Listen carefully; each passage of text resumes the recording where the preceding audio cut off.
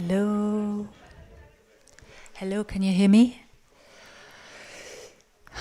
Thanks for coming out this early. And thank you so much for having me and inviting me. LOM crew, I'm here the second time. Has anybody been last time here when I was here? All new people, amazing.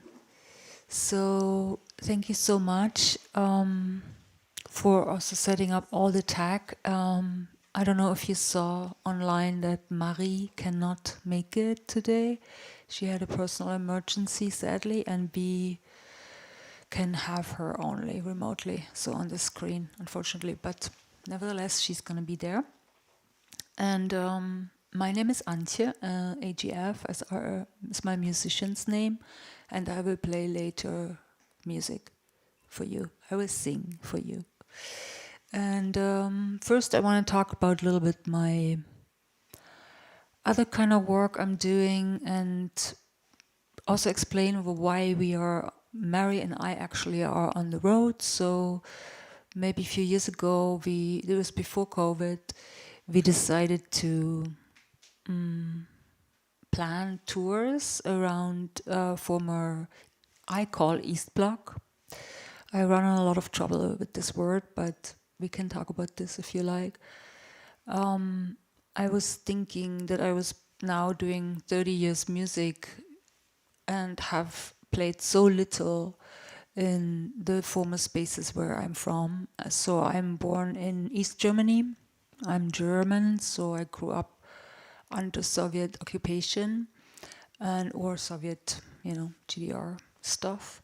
And before I lived 20 years before the wall came down there. So lately, I would like to talk about this a little bit, but mostly I want to show you the work I've been doing in the last years, actually. And I guess I'm just gonna run through slides a little bit, and at some point we're gonna do some listening together. And at any point, if you have questions or need me to repeat something, do you understand me enough? Okay, then just yell or stop me or something. So yeah, I didn't want to talk so much about me. I'm a musician. I'm doing for a long time releasing records and playing concerts. And in the last maybe 10 plus years, I have more and more worked outside under like practices called sonic wilderness or like some outdoor music making in groups. And one of them you can see here. This is a scene in Indonesia, which is obviously fake, but it really happened.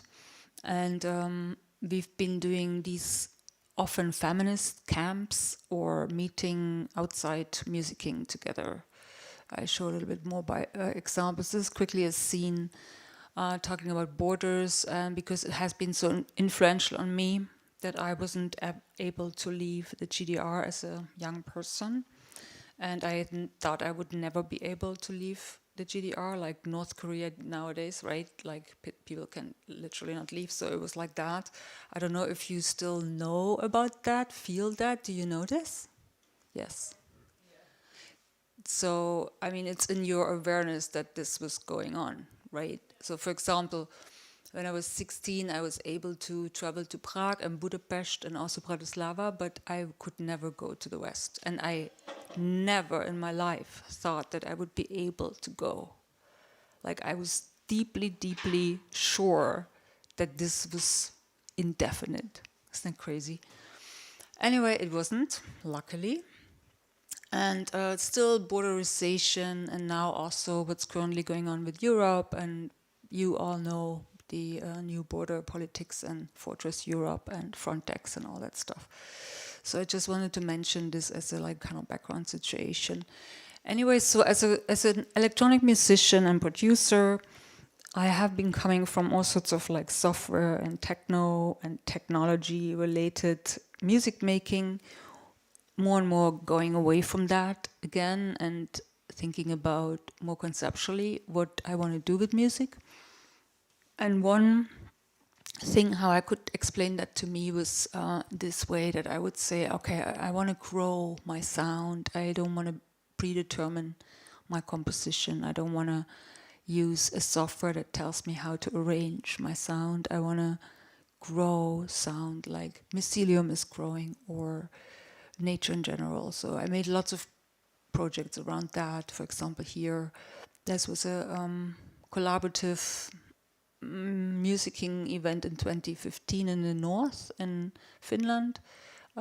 Together with BioArt Society, we were doing sonic wildcode, and we were playing with landscape and with very self-built small acoustic situations and stuff. And so more and more from this idea to also consider myself part of nature, or I am nature, I am part of this, I belong to this life that's going on. I also more and more went into what I now would say is kind of some social sound, or social composition, or social music making. So mainly working in groups. For example, you can see us in Finland in the forest, a group of instrument makers. We are doing some sort of blueberry techno. Or here, this is in Indonesia, is a group of women. We were in the rice field, and we were making these improvisations, which later turned into a performance, and so on. Just few examples. Also worked with kids a lot for a while, maybe 5 years. I live in the north in Finland, on an island, and it's quite remote island, and the kids there don't have much, how do you say, free time stuff. What's it called? Oh, sorry? Exactly. So they don't have hobbies. Yes, exactly. Hobbies. That's the word. So they don't have much hobbies. So we did. I opened a media lab with the grant I got, and we did stuff like that. It was very nice to work with kids actually and make music with them. Until we were quite successful and had played some really big shows, and I bought them games as a, what's it called, reward, because they were so great, and that was the end of music making. It was quite depressing, actually. I could never get them back to make music. They were just playing. Yeah, that was interesting. Anyway, so this has been happening, and I just tell us a little bit where to go. Maybe I can tell. I can play this. It's just playing. Let me see. Oh no, that's some crazy stuff. We don't need this. I don't know. So yeah, and from there I was thinking about building. I got really frustrated. I don't know, is any musicians here? Is anybody a musician or recording artist? Do you want to? You don't have to out yourself, but anyway, it grew really quite frustrating to make records lately. I don't know if you noticed this as listeners. It's still good, and there's stuff to do, and it's fine, and many people. But for me, I felt the way how the music outputting has been going, right? Although today, when I arrived in Bratislava at the train station, I was very shocked. There was the Apple store, and there was all these vinyl players, like many of them, like 20. And I was quite surprised. Anyway, so it becomes strange to publish music in some ways. And anyway, so I was like thinking, how can I change the way how I make work available for you guys to listen, or for anybody to listen, and to also archive and kind of find different outputs. So I started building this website called recon.org, and this is what I want to actually talk to you about mainly today. And I came up with these insane little concepts, which I think they're like formats. It's like a record, a radio show, a podcast, and I was saying, "Ooh, I'm making feminist sonic technologies," or I'm making. Oh wait, actually, I can show you the website. I'm making This is the page, recon.org, and I'm making audio collectiveness. I'm making extractive listening projects. So I was just thinking, ooh, what else could we have in forms of formats, which we don't have yet, which is not already having a language. Like if you make podcasts, it's a podcast. Okay, there's many ways to make a podcast, and there's like 20 different types. But I was thinking I could be more creative with things like that. So first I asked actually a grant, applied for a grant, and I got it for this recon concept. And the idea was to make 1 minute audio and make something really compressed, like in our fast time, right? Like Instagram, 1 minute more you don't have. You have to say everything in this 1 minute. So I was trying to make these pieces which have everything and more in this. Actually, I should go a little bit back and explain a little bit more. So the idea it was also to focus on political sound and listening. Okay, we're all getting into listening. You guys are great listeners. I see this already. You're used to this. But a few years ago, I felt that there was a lot of lacking of this kind of like intricate work that was like where people had invested so much time to investigate and make these beautiful pieces, and too little people, in my opinion, were listening to it.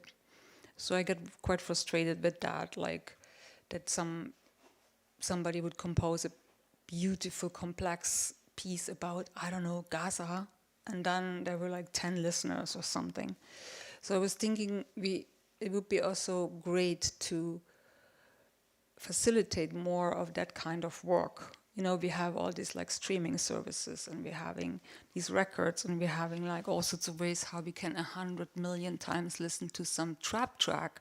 But where is the stuff for that, you know, for like people finding it? So I was just experimenting these kind of things. And the idea was to think about politics, not like politics, how they're like electoral politics or politics which are annoying, but I was just thinking about the politics of sound, or our politics of our spaces, of how to be together and how to listen, and what are we actually listening to and what are we actually saying. So yeah, I was also a little bit thinking about East Bloc already in this context, thinking East Bloc as a political concept. It's not about a geography really, or like a place. It's not about Eastern Europe or something, because the former East Bloc was also in Mozambique or in Cuba or in Vietnam, right? So it's not about that a piece of land or something. It's more about a political space and what does it mean, actually. So this is a little bit how this came together. And I just wanted to show you, I wanted to maybe play you some of these Recon. So Recon is short format. I stopped after 10 editions because in a way it's quite silly like that. It doesn't really work, I think. But maybe it does. Maybe I continue. But it was interesting to compose something very short. Maybe I play you Migration. This is from an Indian friend who's based in southwestern India, and he was part of one of my workshops, and he made this piece about migration. Oh, I have to go back. 1 minute is not very long.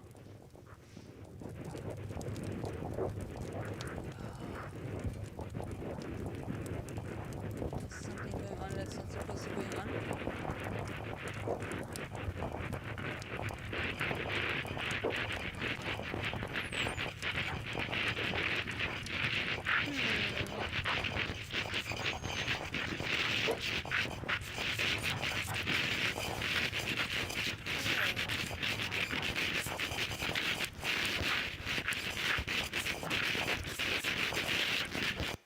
It's the fire that was playing.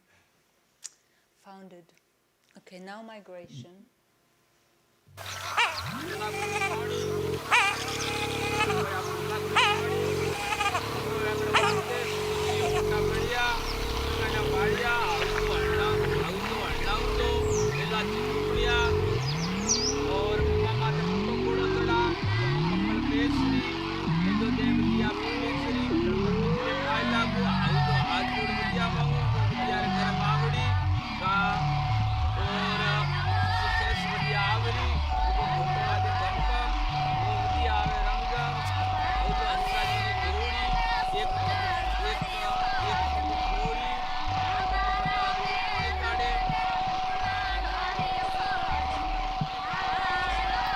watches with a bird in a never-resting mind. Always the same place, never the same flight. Starts again. So they're also kind of looping. So we always been attaching context to these pieces, and I would say, and now that in retrospect, I would like to do more with this 1 minute format, but I think I was thinking like an audio Twitter or something, you know, it would be more easy for people to access, and this page is not for that. So this has not succeeded in some ways, but it's still quite interesting format. And if you have time, you can check those out and listen to them. And each of those, for example, this one is about Frontex. I did this myself, where I basically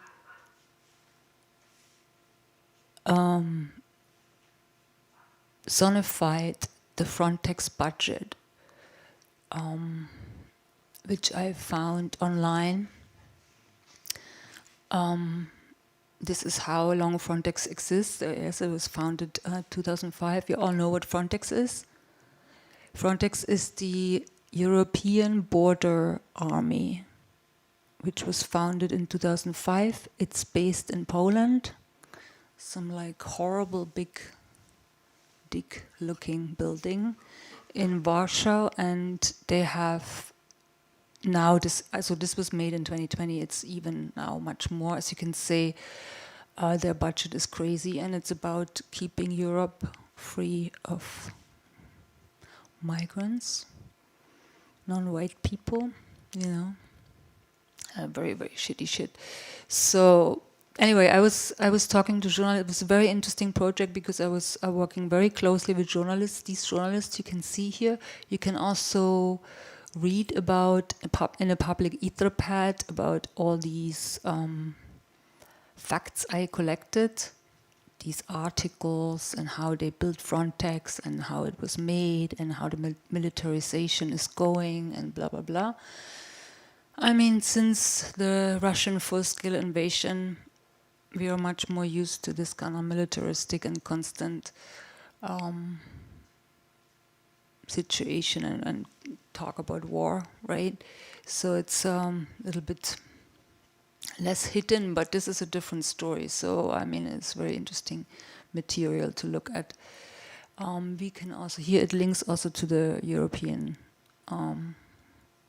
directed to the EU page. So you can investigate this yourself. And I also always attached a page where I am already linking to existing activism or journalism or people who already organize, for example, in context of Frontex, organize around transparency and accountability for these kind of organizations. So each of these episodes have their own story. They are quite random in some ways. This is the budget.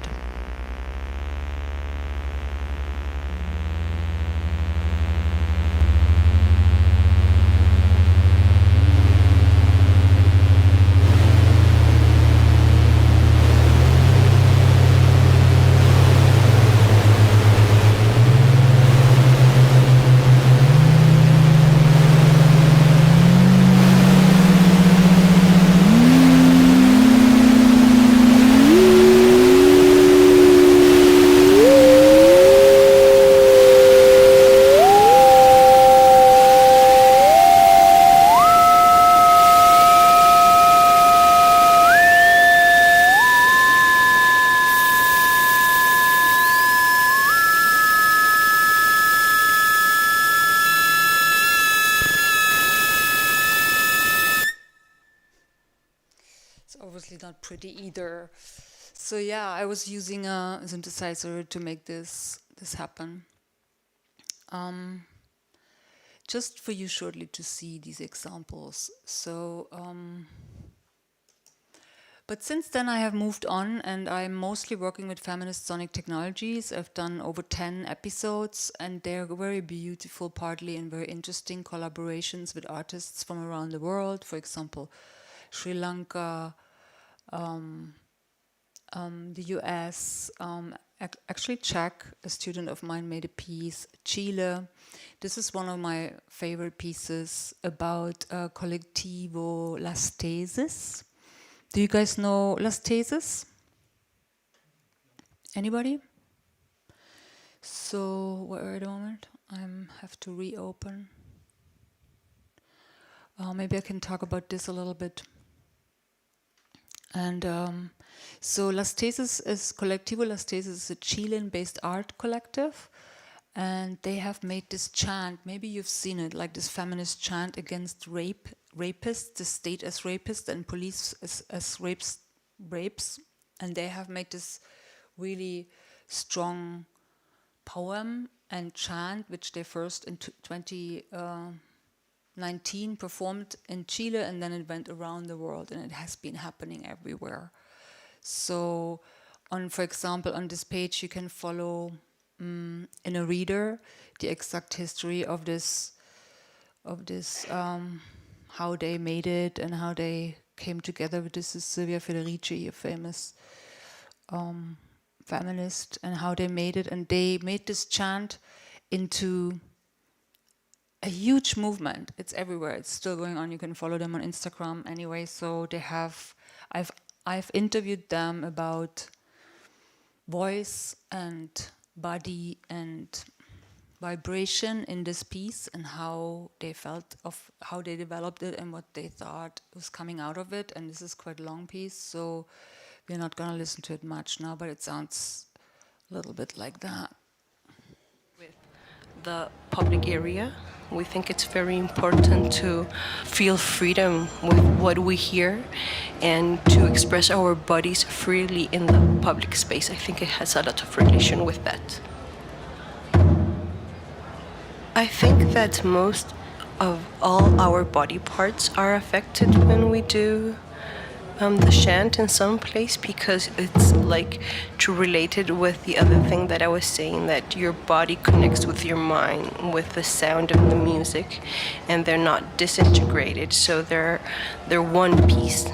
I think it's important to be related with your emotions, so you can really connect with the expressions that you want your body to tell.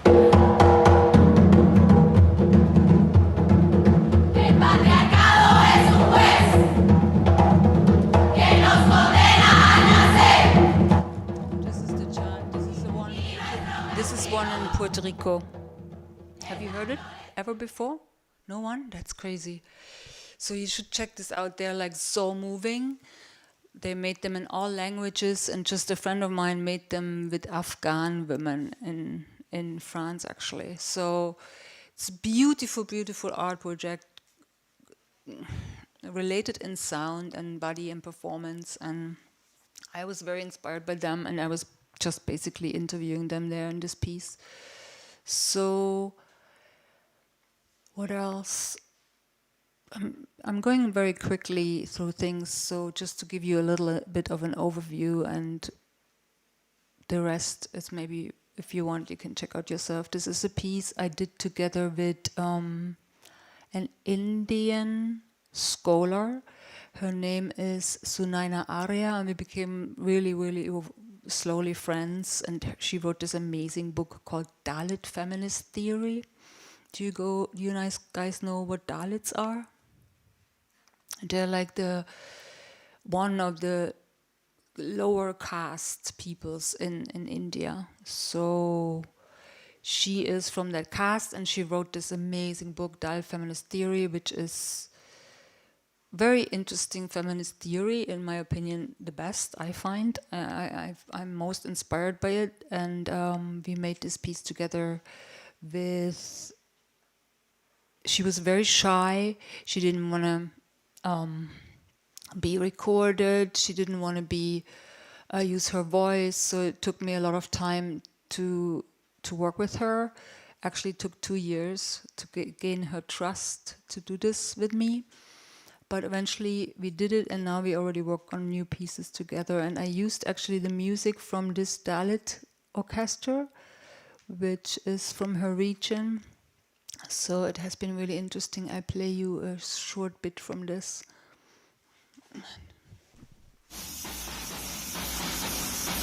Whoever is most oppressed, those people should be speaking for themselves and nobody else should be speaking for them. Like, we can speak along with them, along with everyone, but not that for anybody. And that is the Brahmanical attitude which actually mainstream feminists show, and also the white feminists. Like, they speak for everyone, they claim to speak for everyone. So I think these are the two things which can help us, like not speaking for others, and also intersectional perspective in theorizing. So that's what I have come so far in my understanding, and in future I look forward to learning more and also learning from you and learning together.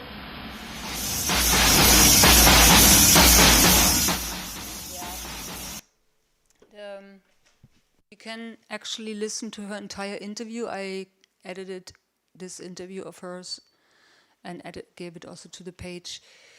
Yeah, so these are a little different kind of, it seems now very random, but each of these projects I've worked very extensively with these artists, and we are carving out an idea and how to basically present and make it into a listening project, or what is the strength of their work, or where is the sound in that. And I kind of identify, for example, in gossip, or we talk about the sound aspect of these things.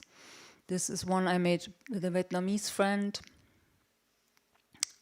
which we have a relationship with through generations. So like different kind of things. If you're curious, you can check them out. And just to wrap this up, let me see. Because I was wondering maybe if you have also questions or thoughts, we can maybe just also a little bit talk. So this, for example, the next project we're working on, an episode on sati. Do you know what sati is? It's practice in Hinduism, which where they burn the women when their man dies. It's like completely crazy. It was banned in the 1950s, and I until recently didn't know that this existed, maybe 10 years ago or something, that this was indeed happening, and it's like deeply violent stuff.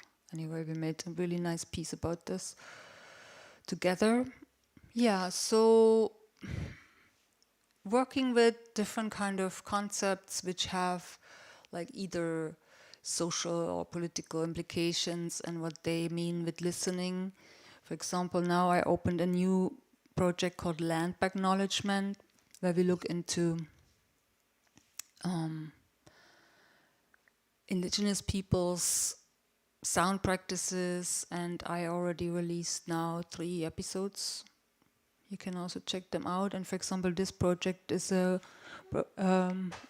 one, hello, which I did with a Kurdish Iranian composer, Poria Hatami. We worked on this record together, and it's actually 5 pieces. You can listen to and read up in a reader and learn about their condition on the land and how their struggle sounds, in my opinion, also in our opinion. For example, this piece, we imagined how their whatever intellectual leader, I would say, you probably know Öcalan, who is still imprisoned in of the Turkish regions, how we would free him out of prison. We imagined this together, wrote this poem, how we would free him, and tried to imagine.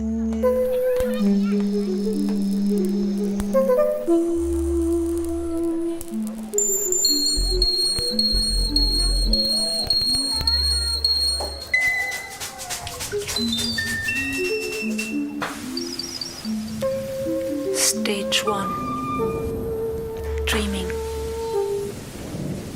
Dreaming it up.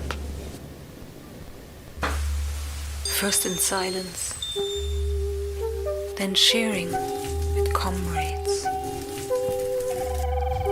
Meetings, whispers, handwritten notes, code, a special language, exchanged, meetings, whispers.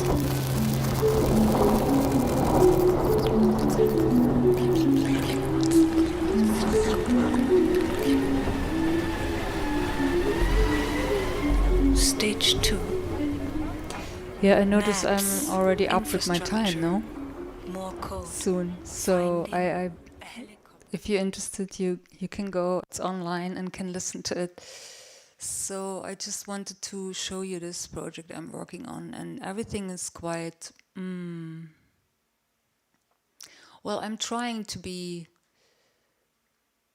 brave or something, and also risk something, like sonically, like make stuff that maybe is not pleasant or has been done anyway before, or I don't know. So also I'm setting myself sometimes up for failure, or something doesn't really work out so well as or it works out different, or I don't have too much control over, but I'm experimenting things. And I wanted to just show you quickly that there is also an access. The website is quite crazy, so you have to find your way around, and you can actually, by clicking on the index, it has an index here, and there you find all the episodes. You can go directly to them and listen to them. For example, here's also, I just recently interviewed an Iraqi Kurdish cellist woman who built her own cello out of a bomb shell. Kabat Abbas, she's amazing. I met her on a festival and we did this interview. This interview is so beautiful. And she went through 4 wars already, and she's maybe in her 30s and stuff. So it's really powerful musician, powerful work. So yeah, this is Recon.org. This is what I'm working on now. And I just wanted to show you guys this. And what else? So in a way, to wrap this up, it is my way of contributing something to this sound conversation that is perhaps, it's really growing or happening. I'm hoping, and I'm making these like connections and intersections with things, and sometimes material that I develop comes back in my own work later, or in a live show, or in a performance somewhere, or in a different collaboration. So I've been going through these things, and also wanted to quickly say that I'm organizing with Female Pressure, East Block Sound, BioArt, and another women's organization called Avid. And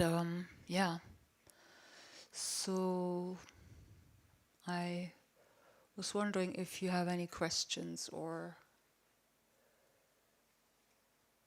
any thoughts to this, or if we should just carry on and go over to talk with Mari. One thing just found, as long as you think, this just came out yesterday. I thought it was a really interesting project. Has nothing to do with me, but I just found it. I'm reading it now, being on East Block tour, East Blockism, and this is brand new, really beautiful collection of thinking stuff. So if you just want to check it out, it's for free on the internet. Just want to show, because we were thinking You have quite nice space here. This is beautiful, a beautiful place you created, and these places exist maybe here and there or less, so, or being off the grid, being in the grid. How much do you want to be it? How much is it nice to not be in it? And how much is it nice to be connected? And these kind of things I would like to think about more and organize around. Yeah, because life's hard. Yeah, I think, yeah. Welcome.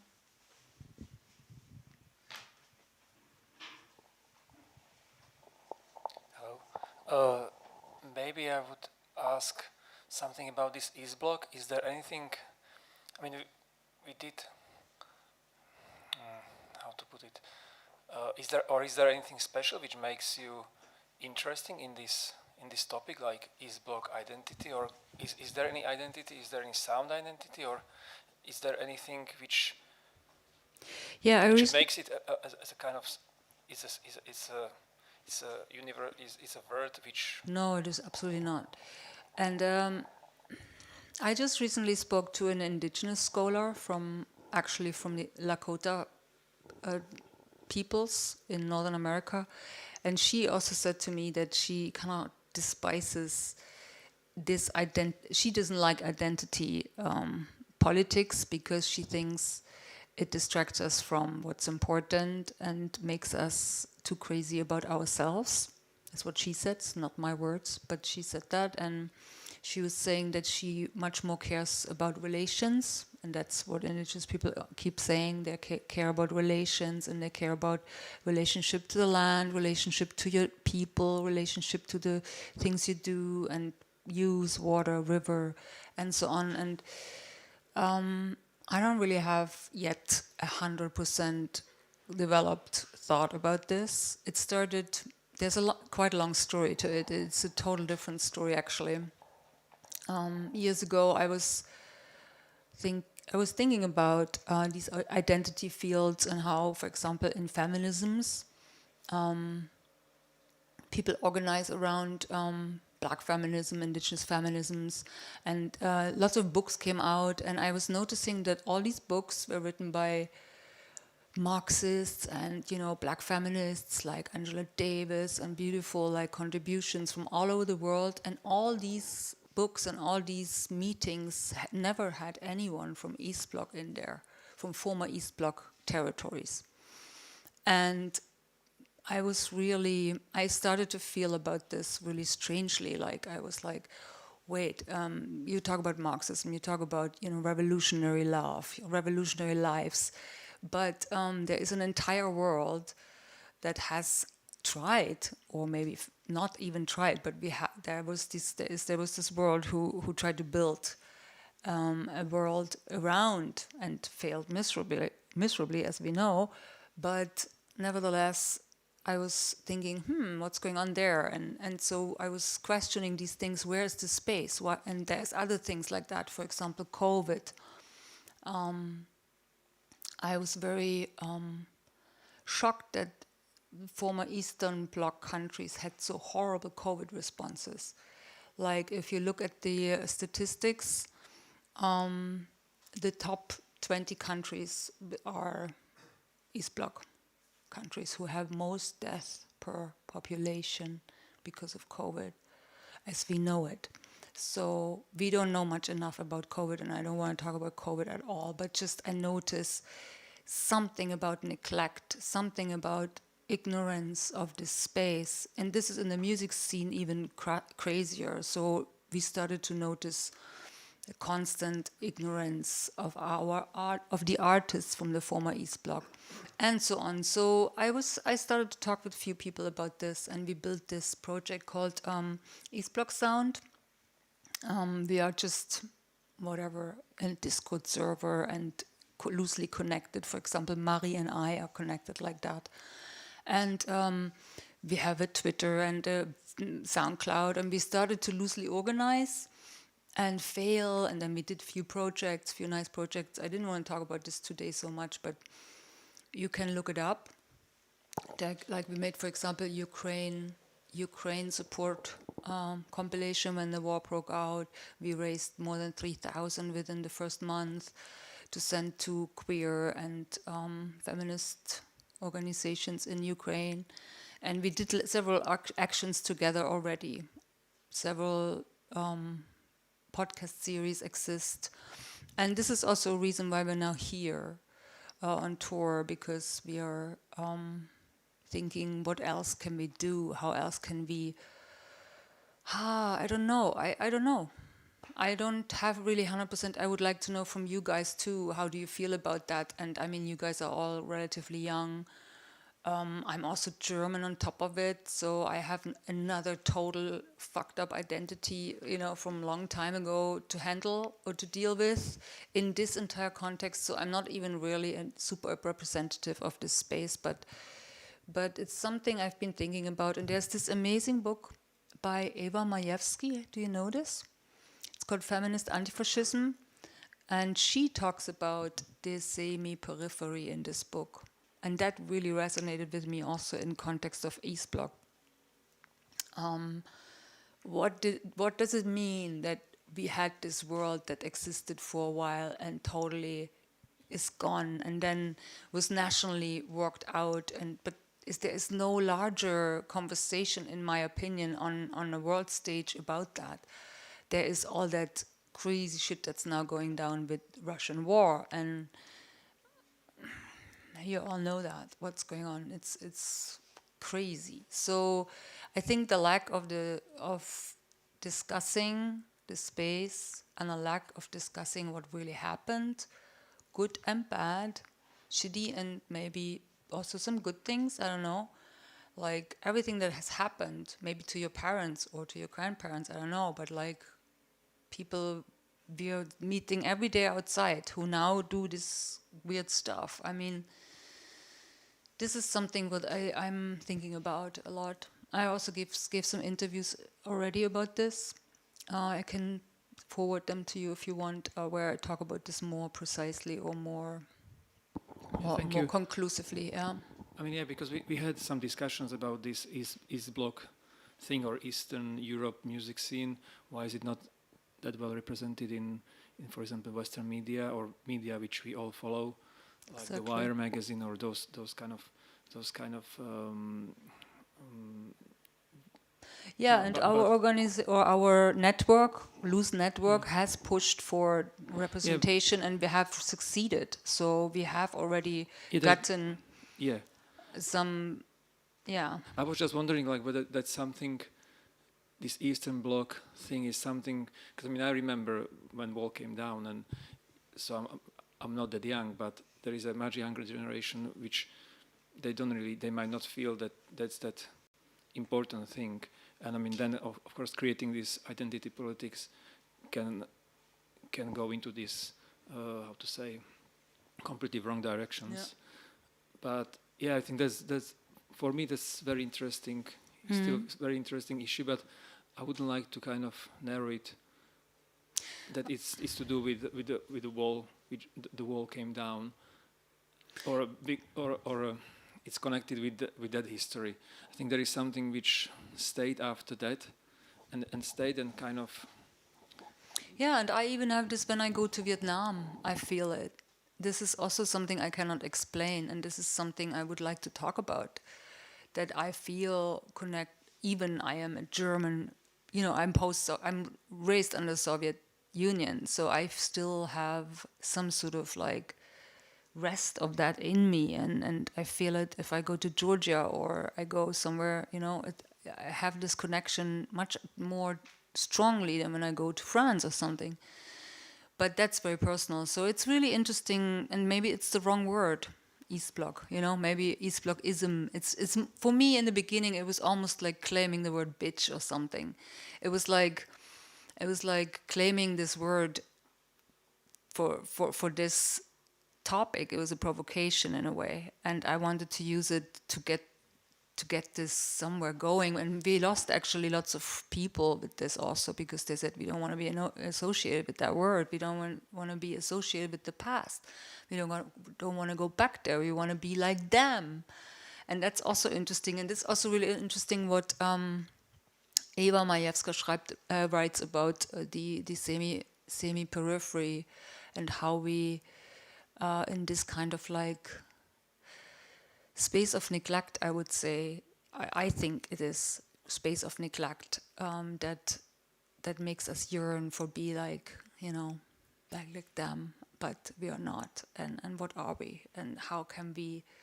I think there's a lot of potential because of the past. So what do we do with that? And how do we organize together or support each other for real, and not just look to be and want to be there or something. Yeah, and I think there's now already good stuff happening here and there. New radio shows. But you're right, this is probably the wrong word. Semi-periphery is kind of nicer, or second world. There's this amazing artist, Anna Engelhardt, who works with Russian infrastructure, and she calls it second world. That we belong to the second world, I don't know.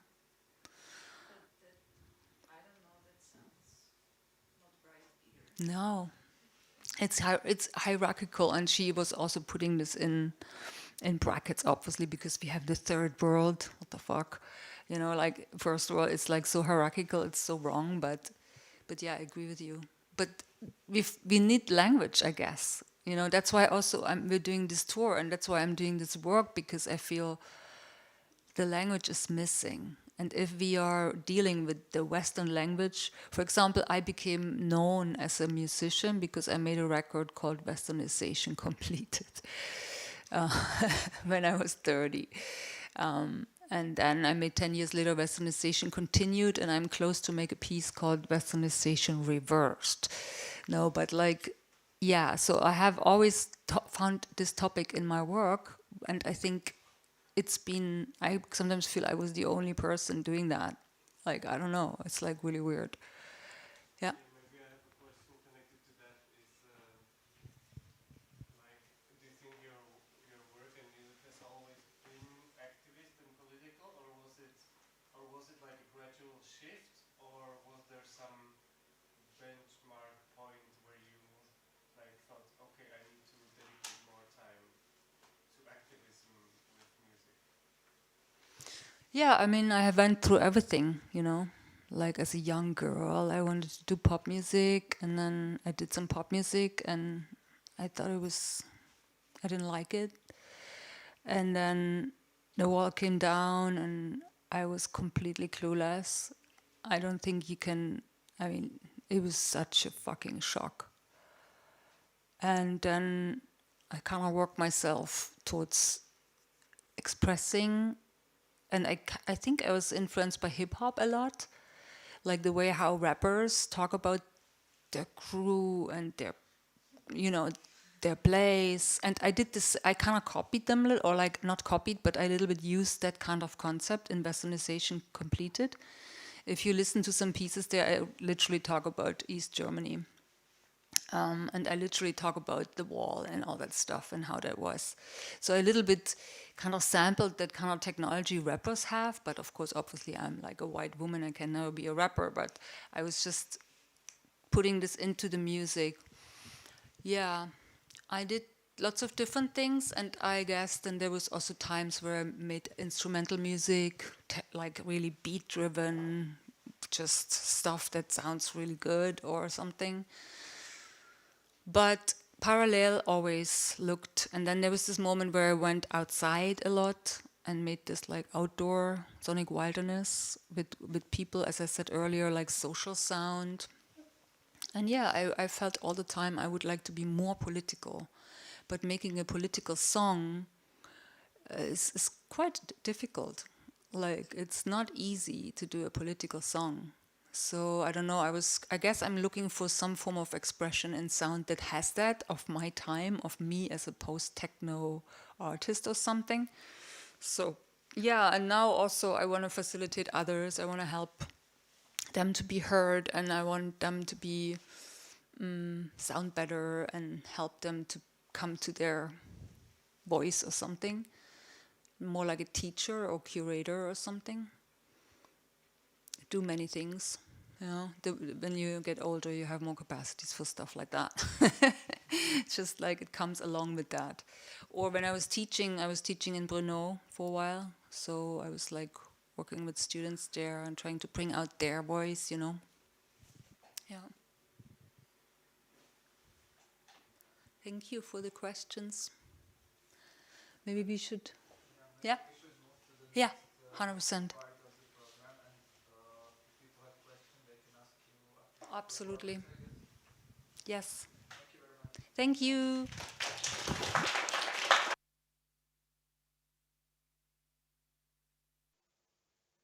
Tak dobrý večer všem a moc se omlouvám, že s vámi nemůžu být na místě. Pokud by se cokoliv dělo, neviděli byste prezentaci nebo by vypadl zvuk a tak dál, tak mi prosím dejte vědět nějak zvukem, protože já se teď dívám na prezentaci a nevidím vás. Potom na konci doufám, že si i popovídáme společně. Můžete se samozřejmě na cokoliv ptát nebo doufám, že budete třeba i komentovat. A na to bude určitě prostor, tak to si potom překliknu, abych na vás viděla. Jenom na začátek se zeptám, co se týče jazyka, já jsem byla připravená prezentovat v angličtině, tak jestli je to v pořádku. Myslím, že budeme muset ísť po anglicky. Jo, tak to je úplně v pohodě, jenom jestli je to právě pro všechny OK, jestli radši by někdo nechtěl česky. Hej, no, tá predošlá prezentácia bola po anglicky, takže už majú smolu aj tak, vieš. Tak dobrá, tak já že ta možnost, dobře. Tak dobře. Tak I'm gonna switch to English and many thanks to Agi for her presentation. It's always really amazing to hear what she has on mind and about her project. And I'm really sorry I couldn't attend in person, but it was really difficult for me the last couple of days because this was an unexpected situation that occurred. And I hope I will be able to focus now and bring some information about some of my projects and some of my views. I prepared a kind of photo book or album, a kind of diary that should keep me on track. Maybe, I don't know what it was, but maybe before that you switched off the sound for me because now I'm hearing myself a little bit delayed. Yeah, now it works perfectly. Thank you very much. So I don't really bring many answers. I like to ask, so I bring a lot of questions. But this is how it is probably in this world. So I'm Marie, aka Mary C, or sometimes Andrea Beton, and many other nicks. I'm from the Synth Library Prague. And of course, I will be also asking you, jak jste na tom, or how are you? How are you in this world? How is it possible for you to be in this world? And I'm going to talk a little bit about how I am in this world. Recently, I'm a little bit lost, and this is how it used to be. This is how it started. This is how it's going. And it's going pretty hectic and sometimes very overwhelming, but maybe with some help of some sounds and literature and some friends, we're gonna make it somehow. Now a little bit back. So I'm gonna be asking a few questions and I have a few photos for you. Oh, this is going too fast, probably. And I'm going to talk a little bit about the Synth Library and where we are now at, what we are learning, how I'm trying to learn, and what is important for me. Just recently, I'm a kind of a sound artist, I'm a kind of a curator, I'm a kind of a writer. I lead workshops, I try to organize events, but first of all, I would like to be building some meaningful connections. So On the right, you can see me holding a magazine that we published. It's called Trigger, the same name that we gave an open collective of women and non-binary people at the Synth Library. And we were actually asking how come my favorite artists are still asked whether they exist. It was a question about invisible women, mainly, about the erased women, about the so not respected women.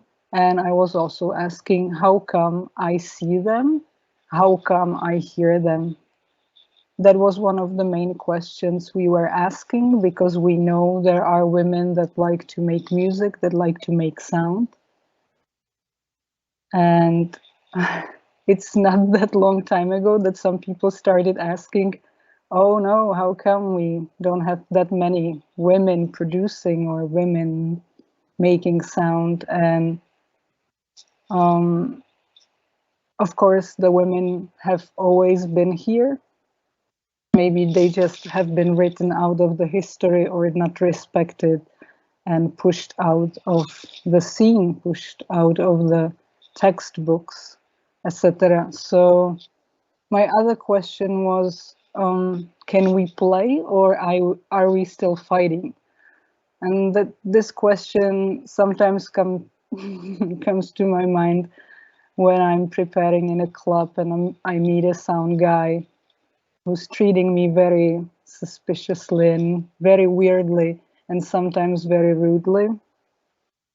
And sometimes I bore myself talking about these questions and obstacles and issues and feminism, but then I'm always reminded how important it is to talk about it, how it is important to talk about these issues and sexism, casual sexism, but also oppression and also violence, that it is important to remember that collective like female pressure have been here for more than 20 years, but there are still huge issues that we have to deal with. And of course, not only women, trans people and people of color, black people. So this is what we try to think about, try to ask, because we not only think about instruments in synth libraries, synth samplers or drum machines or music technology, but we like to think about the socio-economical context of our art, of our creation, of building relationships, but also building the technology and building the scene maybe. So that's why it is important for us to ask all the time, to read a lot. That's why we not only try to make the technology and the instruments more accessible. This was the main goal when we started with Alyssa Derube, who's a musician and lecturer from US that I've met through Bustle Instruments, and that actually approached me and asked me whether I would be interested to set up a synth library in Prague, because she started the first synth library in Portland, and we found out that we have similar goals and that we have similar experiences. And around the time that we started building a kind of a space for workshops and events together with Bustle Instruments that also had similar goals and wanted to build a shop, for example, Alyssa asked me that question, and we thought it was an amazing idea. And thanks to Alyssa, we also got some donations from some companies, from some manufacturers. We also brought our instruments. Some of our friends brought some instruments, and we brought a lot of books. And we opened the library in 2018. And now we call it a kind of a community space for sound experiments, but also a discussion and sharing new ways of approaching ownership, or even a new space to discuss the socio-economical context of what we like to do, and whether it's even possible to do what we like to do in this world. So we can see that we are inspired a lot by feminist ideas and women from the history of sound and electronic music, but also electroacoustic music. You can see on the left our kind of motto translated, which was no silencing, deep listening, all shapes and colors trigger change, which is kind of a poetic way to say that we would love to encourage people to give respect, to build a kind of respectful space where people could start to explore things they might not been able to explore in the past, maybe that they have not been offered maybe in the past. And we have been, of course, inspired by Pauline Oliveros. The deep listening is a concept that Pauline Oliveros came with, and on the right you can see her on this provocative kind of postcard, this amazing queer sound artist and philosopher and organizer who invited people to improvise together, to practice sonic meditations together, and invited not only professional musicians or someone who have been educated, but anyone who wanted to make sound, make meaningful connections with other people, but also with the whole environment, and practice kind of more respectful way of sound making and also just being in the world. And these were some of the questions that we have been asking and are still asking, because this is still a process. We might have some goals, but these might change over time, and we are still in a process. We sometimes say that we are kind of a liquid institution, that we might evaporate, we might evaporate, and maybe we might rain down again one day. And so maybe it is not even important to have the space if we don't have enough money, and maybe we could close down. And it nearly happened during the COVID, I must say, but luckily we kind of survived, and we are still open, and we are still trying to build something and welcome people to the space.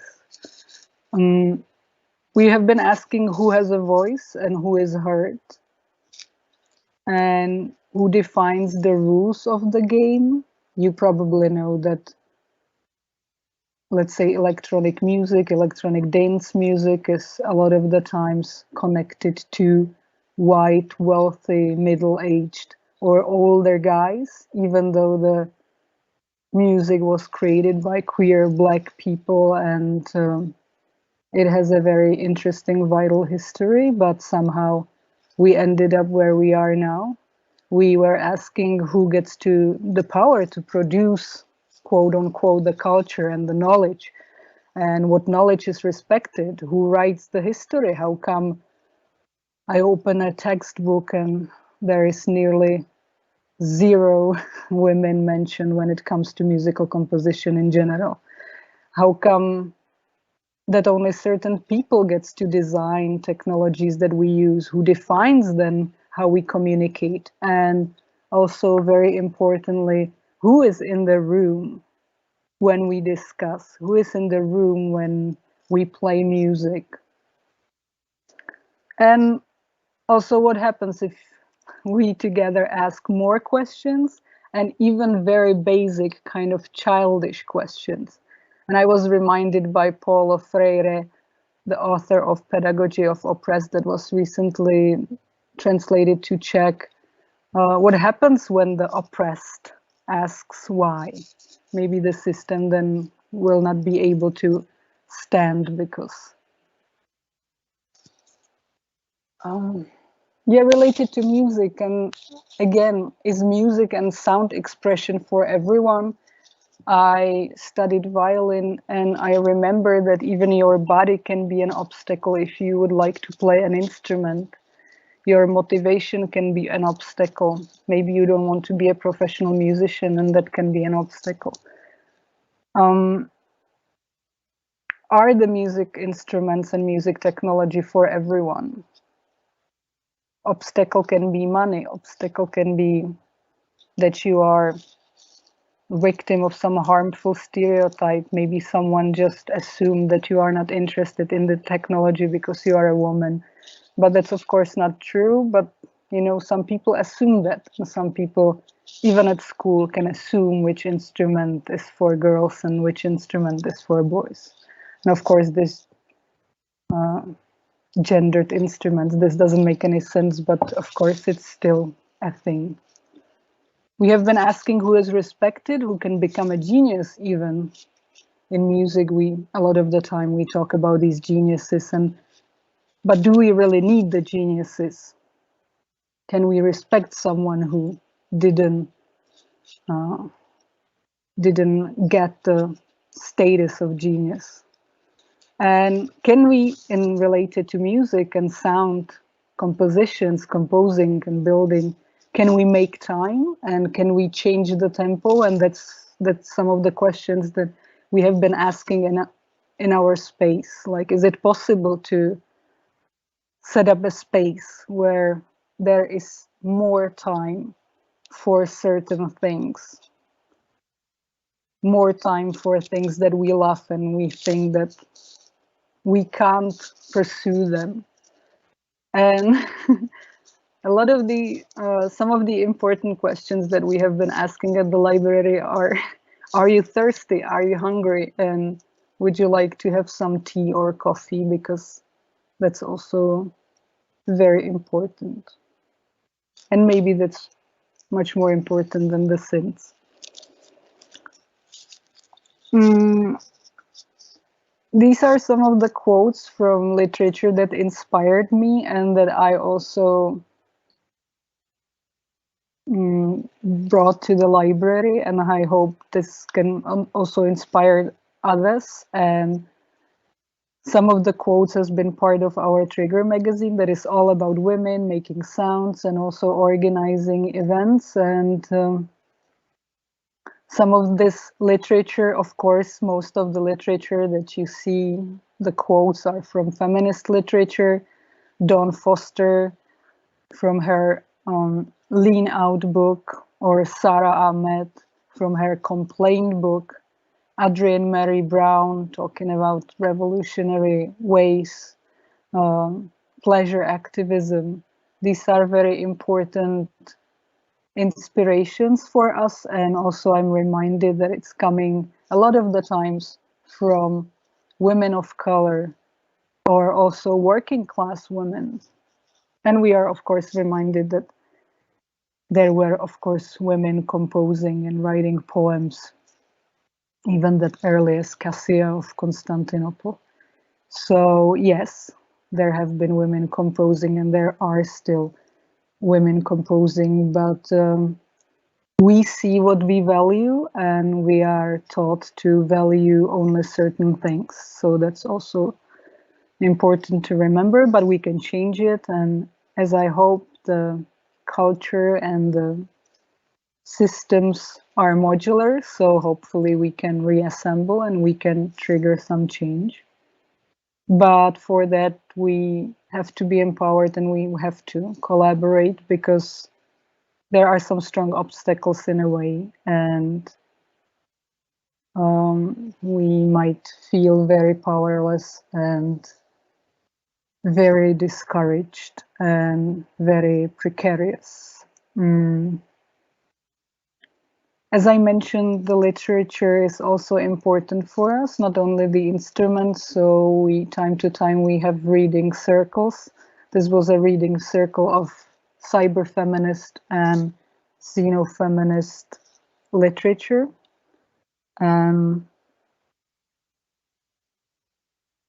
Some time ago, I used Halina Pavlovská, maybe some of you remember Halina Pavlovská, who is still a host and writer, who was popular in the 90s mainly, and she was famous for these kind of bon mots or even like rhymed recommendations. And so I used her for creating one of the recommendations, how to face a sound engineer or even some sexism in a club, because of course when you ask too many questions and you realize that someone is treating you like shit because you are a woman, then some people might not like this realization, and you would be surprised how violent can some people be when they see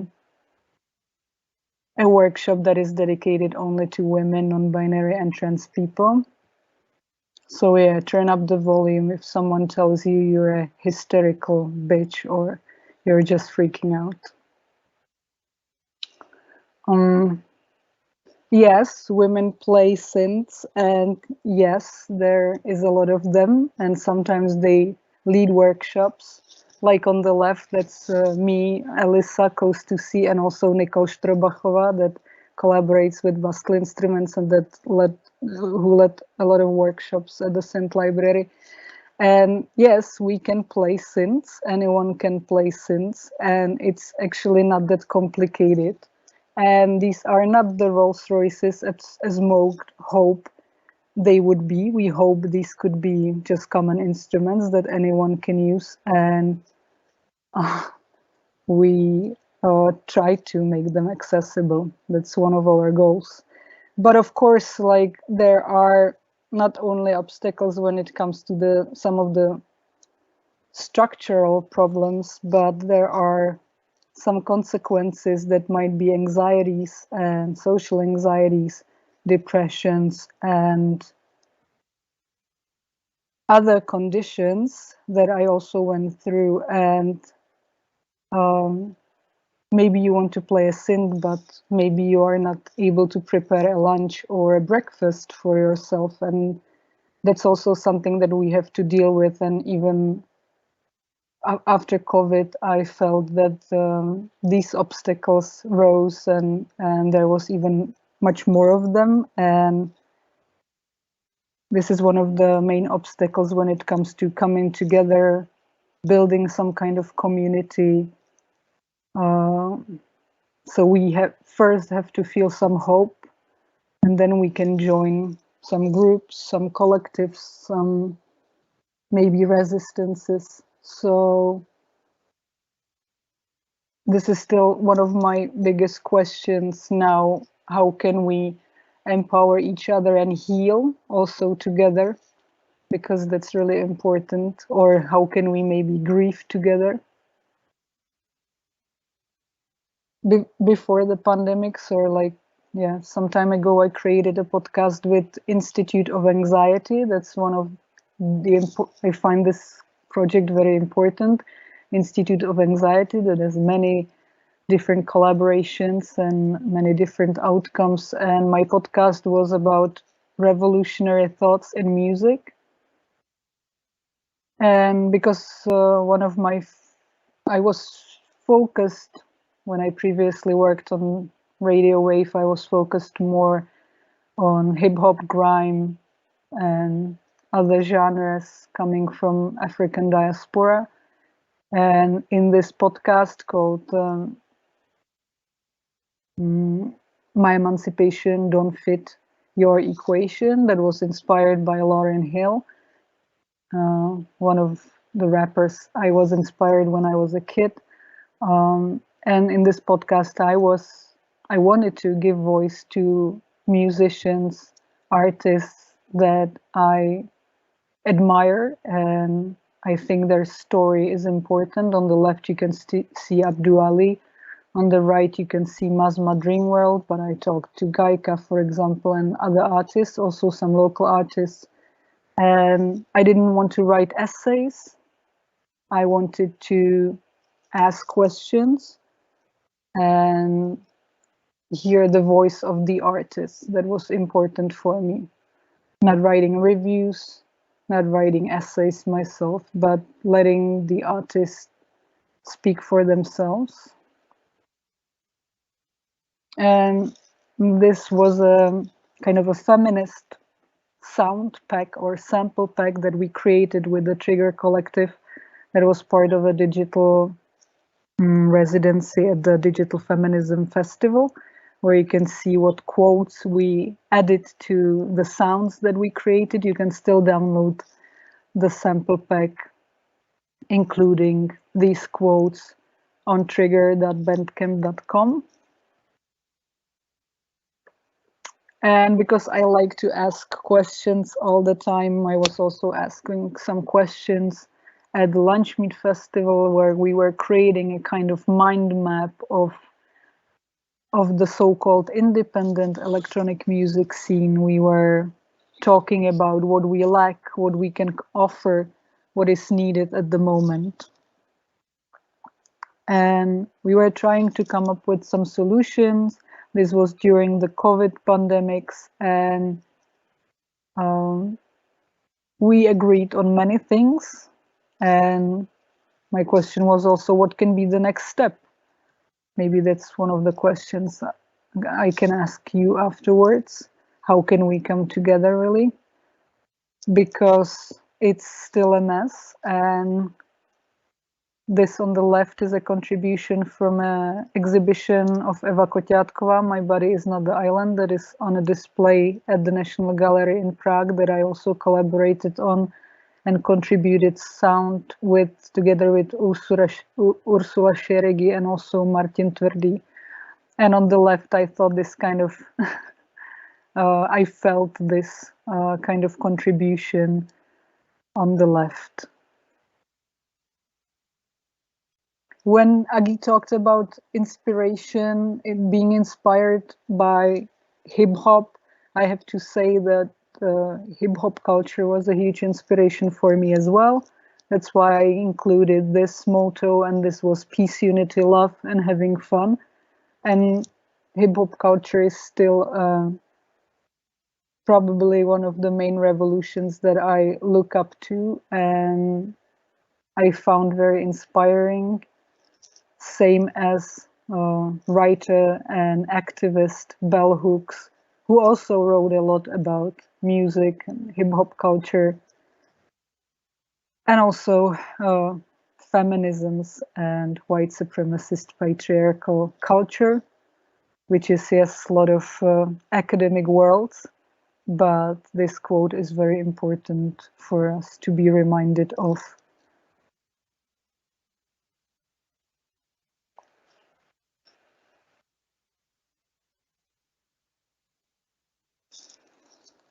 Maybe just to slowly come to a conclusion, or not conclusion, probably no conclusion here, but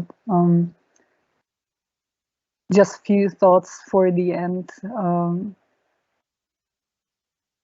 If you haven't read Mutual Aid from by Dean Spade, I really recommend that. This is something that hopefully could inspire us to come together and being empowered. Talking about people up, not man up. Forget manning up, but people up. There has to be more of us, and maybe we can respect some tensions. There can be more collectives, more languages, and we can still somehow come together and collaborate and trigger some needed change and create respectful spaces and environment.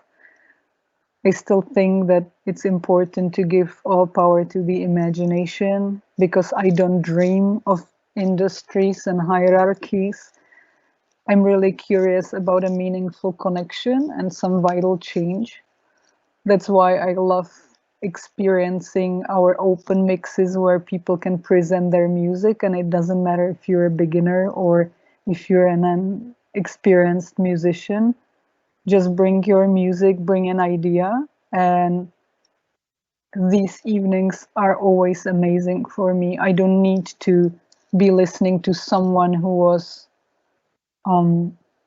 recommended by some important journalist or curator. I want to listen to anyone, any kid on a workshop, and it's always refreshing for me to listen what other people think about sound, what other people think could sound or could be music.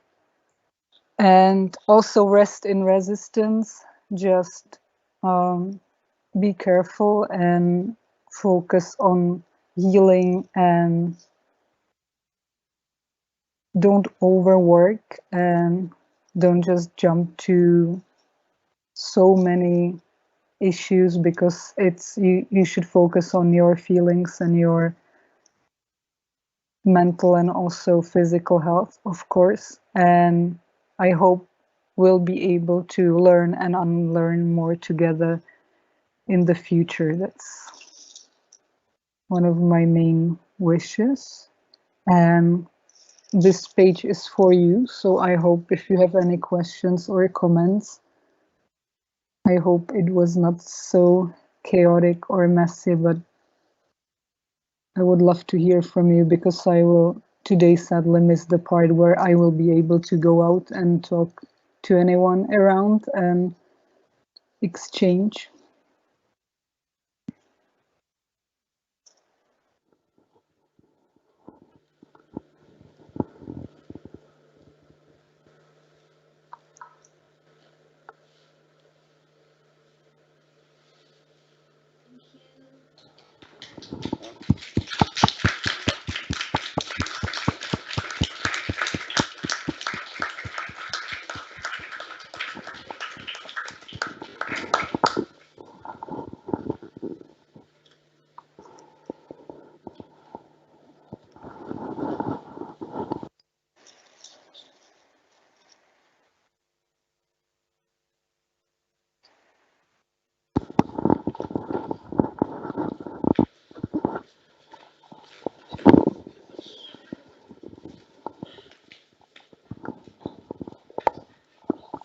Hey, I would like to ask about the workshop you had at Lunch Meet and what were the outcomes?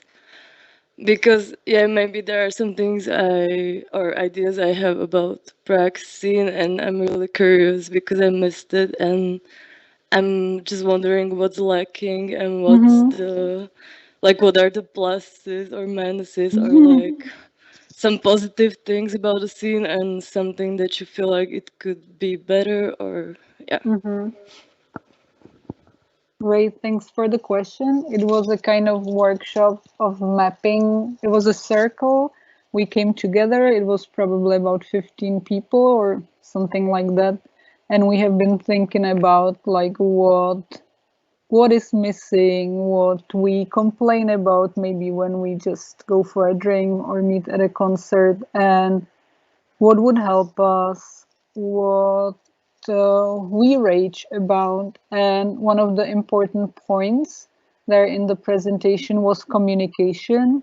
And I also felt that the scene is not really communicating, not really talking to each other.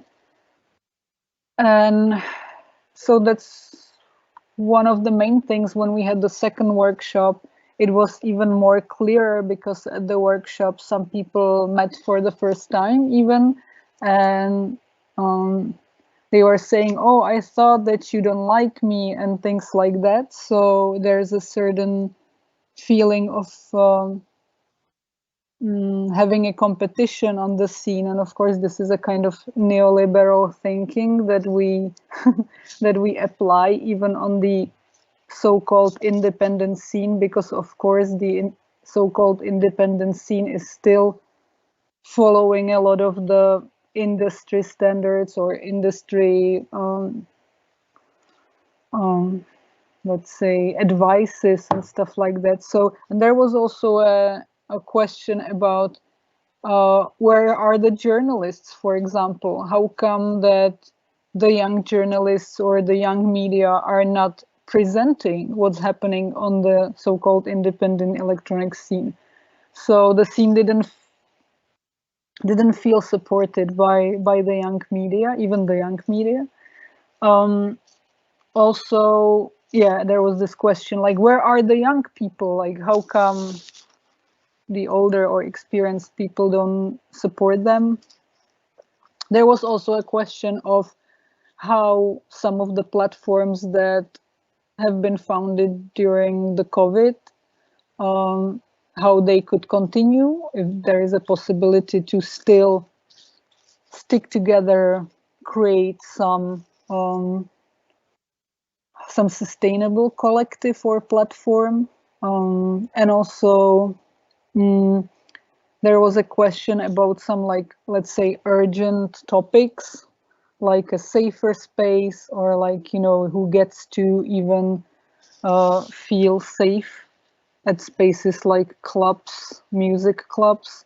And also, yeah, there's also a paper that says "Okay, Boomer," so it was some kind of criticism of like older people seeing, criticizing the younger scene, and and yeah, also one of the criticisms was about that it is always about friends of friends, that you get to, you are offered some gigs, for example, or opportunities based on how successful you are in building relationships, building friendship. I don't know if it's quote unquote friendship. So sometimes it's just a business friendship.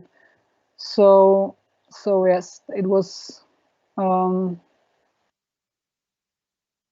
a criticism that mainly some of the collectives operate just on like, we will put our friends on the lineup, but we don't want to explore further. We just want to have certain type of people coming to our club or to our events. So yeah, that's just few of these. Of course, funding, lack of money, that's probably similar to what you experience in Bratislava maybe too.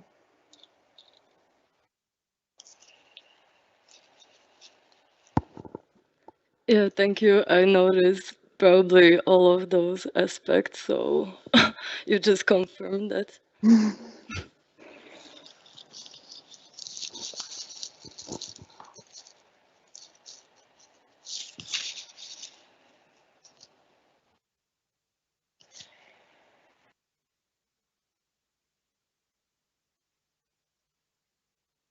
I don't know if you still see my presentation, but if you like, of course, approach me on my email. If anyone would like to ask anything, we also have residencies at the St. Library. So if any of you would like to spend some time in Prague, work on something, or just hang out, it's possible. It's possible to use the library and all the instruments during your time in Prague. We can also agree on visiting like outside the opening hours. So if we have a resident, then the resident is in the space all the time, or he, she, they have their own keys and they can work on whatever they like. And also, we usually try to connect them with some other people that can maybe provide an accommodation as well. So this is possible, and we usually try to operate in a kind of flexible way and try to find some also like individual solutions for people that, and now we focus more on people from, of course, Eastern Europe. And that's, I'm also glad that this question came up, because I'm also from the generation that looked up to the West a lot, but that also changed for me, luckily, because part of my family is from Croatia, so I'm really glad that we are communicating more, connecting more within the, maybe it's a scene, maybe not, but within the Eastern Europe. And we can have some meaningful exchange as well there, maybe also thanks to the East Bloc Discord that now provides so many contacts. And even though, like, for me, the Discord channel is very overwhelming and I'm there just time to time, it really is an interesting basis or a kind of foundation of that could also be an interesting network and exchange. So it's again up to us how we gonna use it, or whether we're gonna just stay in our collectives, or how we gonna continue. So if there are no more questions, maybe I can give the word back to AGF to maybe play. I don't know. What do you think? All right. Thank you very much for the presentation. Thank you.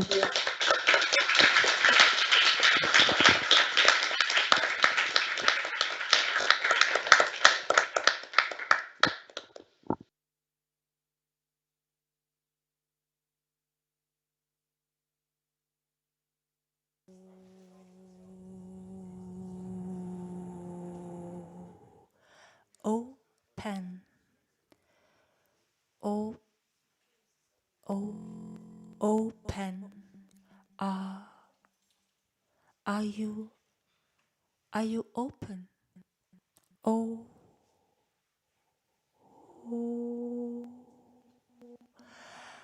Do you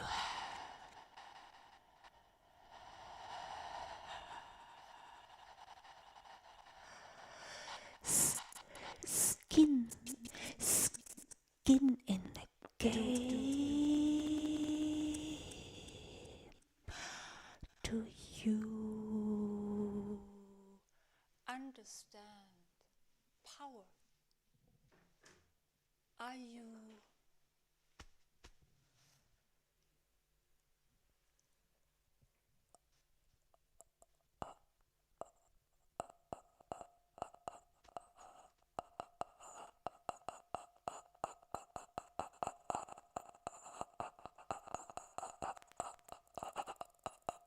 understanding power?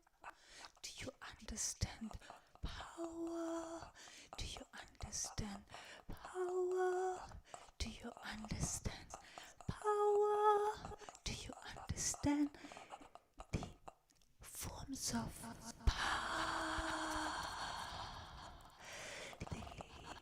The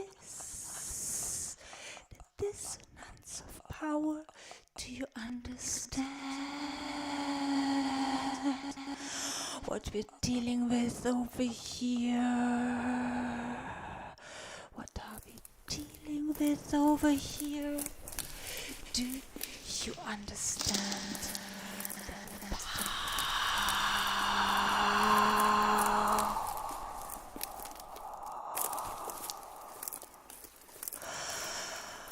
power at play?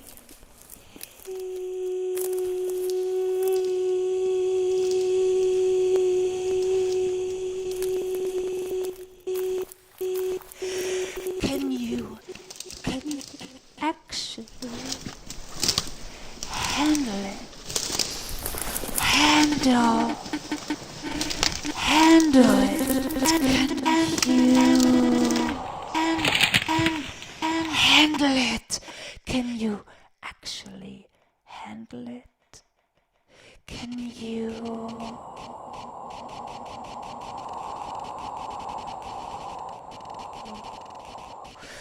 see this world unfolding here over this path?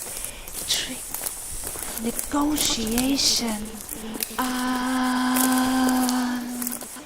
unfolding.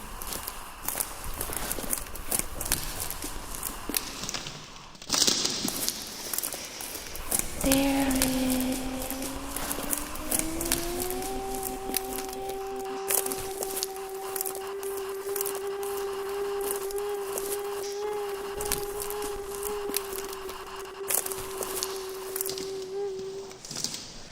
unfolding.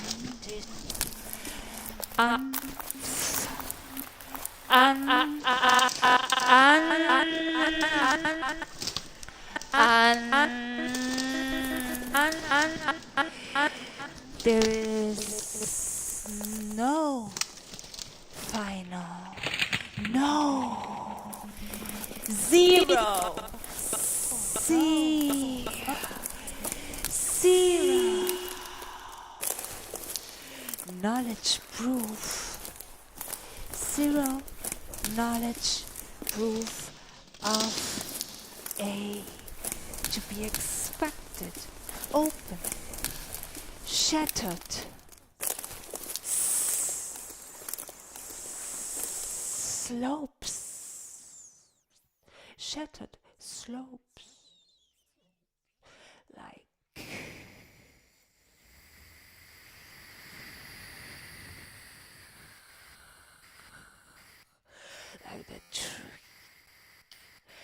the tree clearance, the cutting, the brutal cutting, mining and the crops, taking down the plantation, complex tale of emergence, magmatic flow, magma.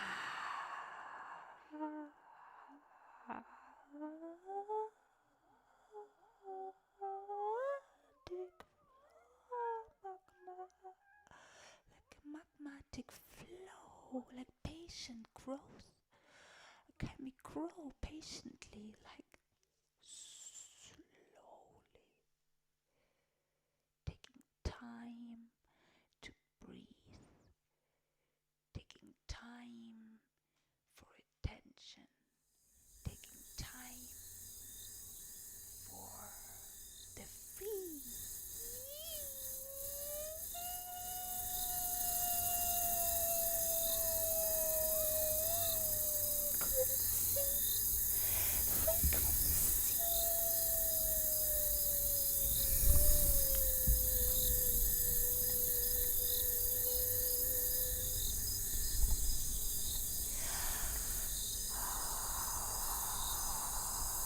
The sub-frequency.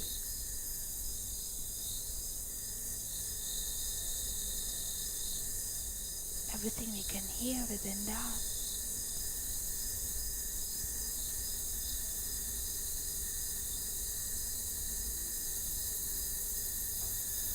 And I'm longing to remember, where have I been at this moment? Where was it recorded?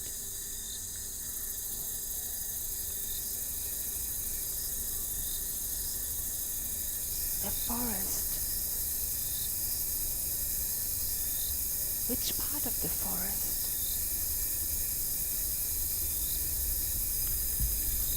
Which roots? What crowns? There is heart.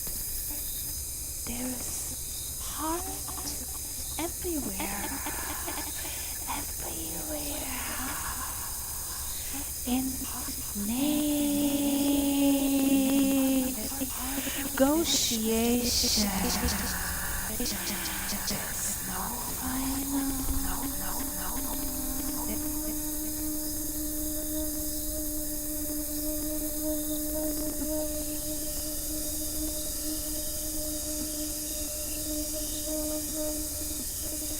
What happened to the jungle? This jungle, this ambient jungle.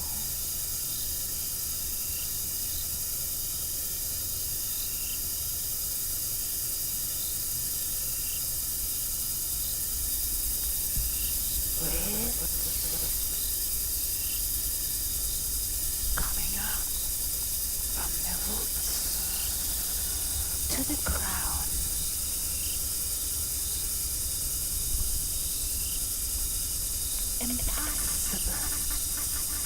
Impossible birds. Their voices multiplying. These can't be real voices. This is how this is how we live, if this is how we live, if this is how we dream, if this is how we travel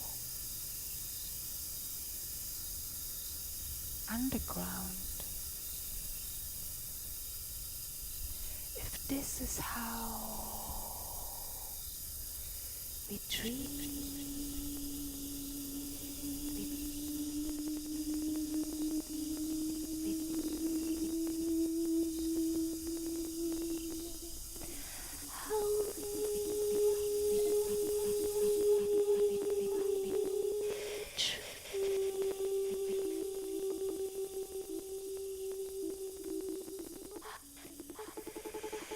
there is individual dream, our own deepest little dreams, and there are collective dreams, and there are dreams that are synchronized, and there are dreams that run about all everywhere and bump into each other and hurt each other and flip each other up, and there are dreams that are in harmony and dreams in dissonance, and all these dreams, what are we doing with them?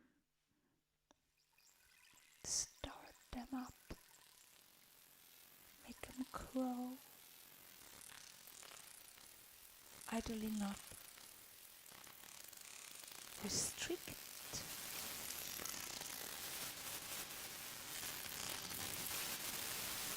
Blue, like mycelium growing.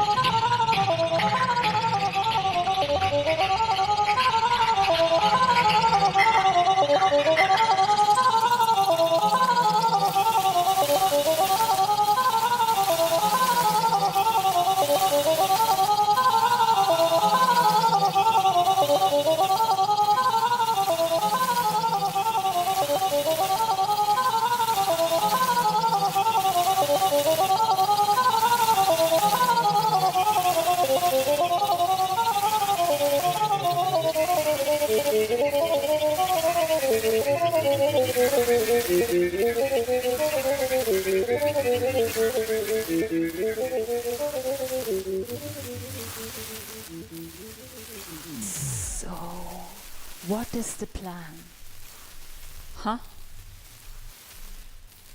Freedom schools, baselines. What is supposed to happen? We rebuild the world, repair it. When we have built our gardens, will we freeze, melt, crash? Things will be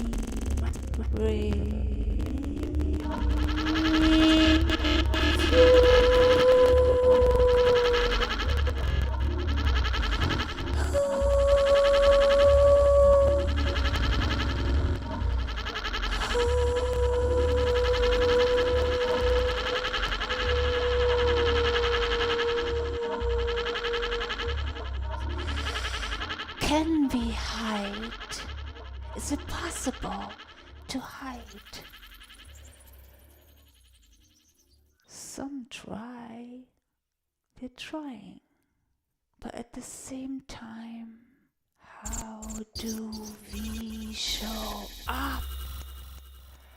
How do we show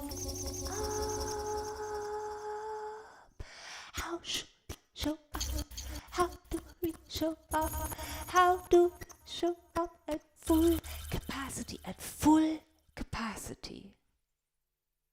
How do we show? Make mistakes, refail. Get up again.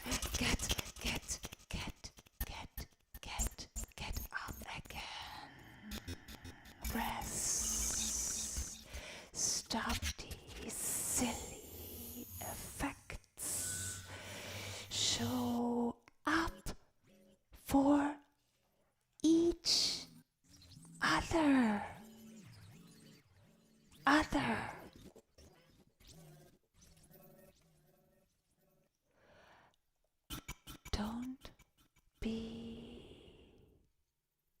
Don't be afraid of your voice. Don't be afraid to use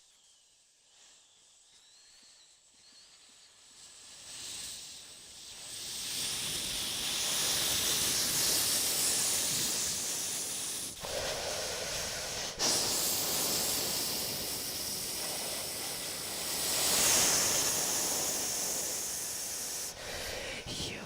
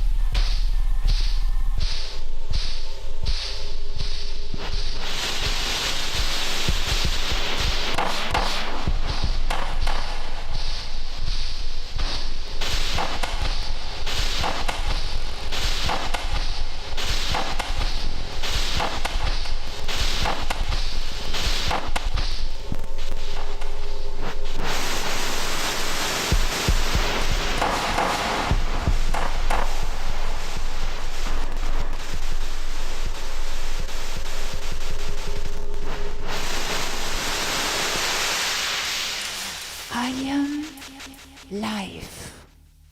Life 1, twin life. Life 4, I am life. Life 2, life 3. Life mix 12. Life line. Life lie. Lie 7 lives. Life 6 life. Los life.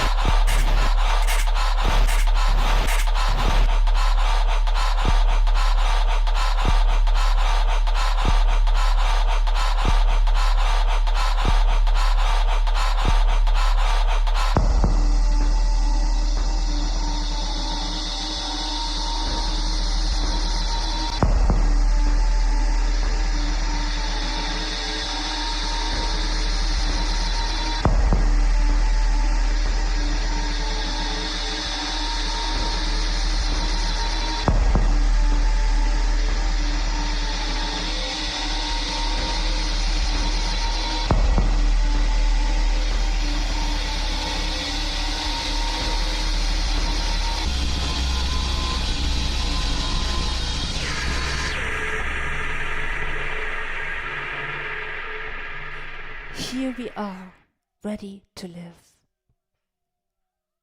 We've studied, we did all the things, we read all the books, we listened,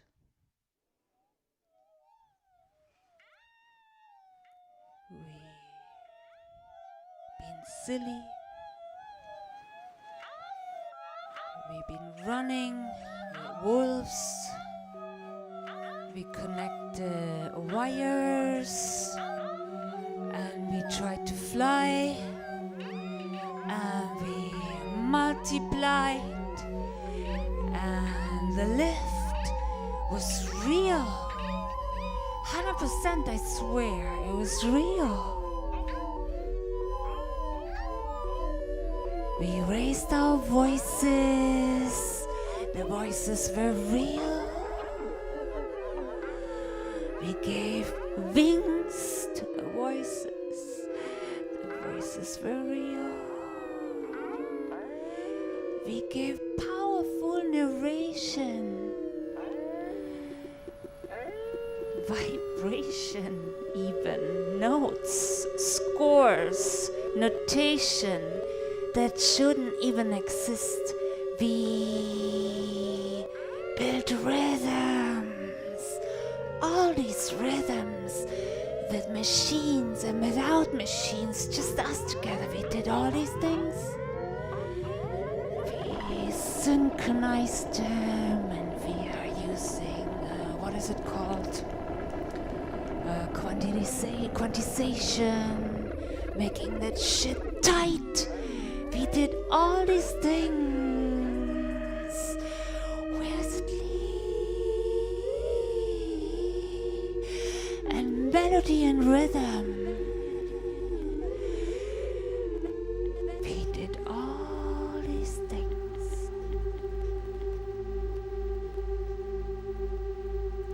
But which way is the way forward? Forward. What is the way forward? In position. Hidden like the deep sea.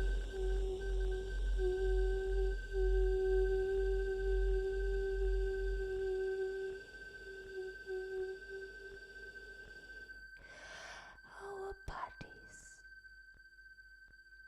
in the deep sea,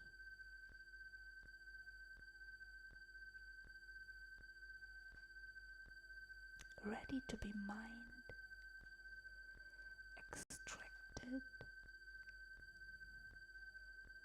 Body, body, body, dripping from me. Body, body, body, dripping from me. The wires are so fragile, so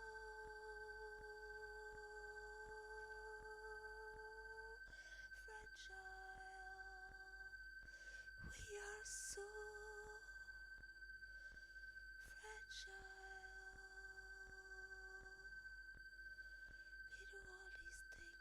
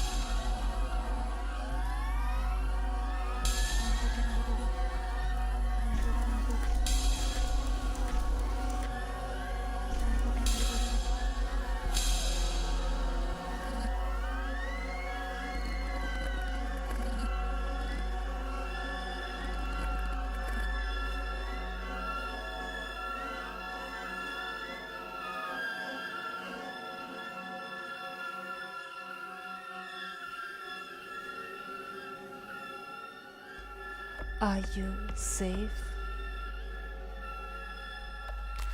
Do you have all you need?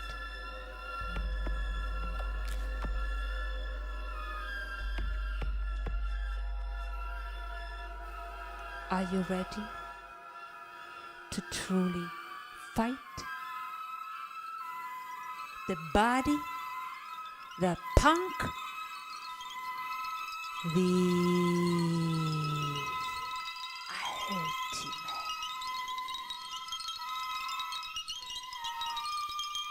bravery to stand that up, up, up, to stand.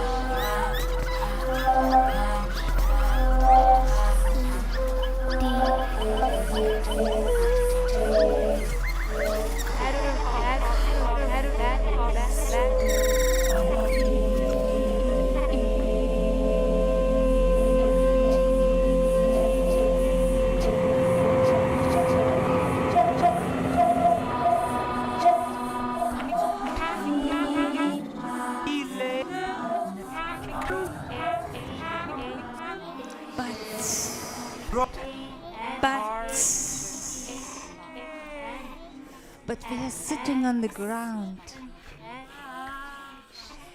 We are sitting on the ground in a place quite crowded,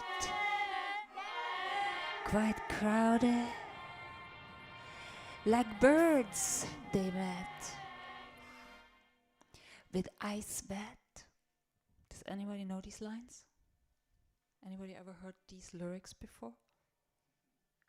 No? See, this old I am. We are sitting on the ground in a place quite crowded, like birds they met, with ice bed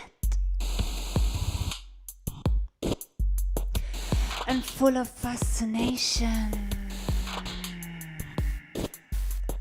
It could be somewhere around. It could be a club. It could be a train station. It could be somewhere around. Wrapped with long wings, humans rush by. A place without feelings. A place without feelings. We could take off and fly. We could take up and fly. We could take off. Get up. Get up. Take me to the Neo Tokyo. some place with wet ice. But we're sitting on the ground. Could be a club or an old butchery, a train station.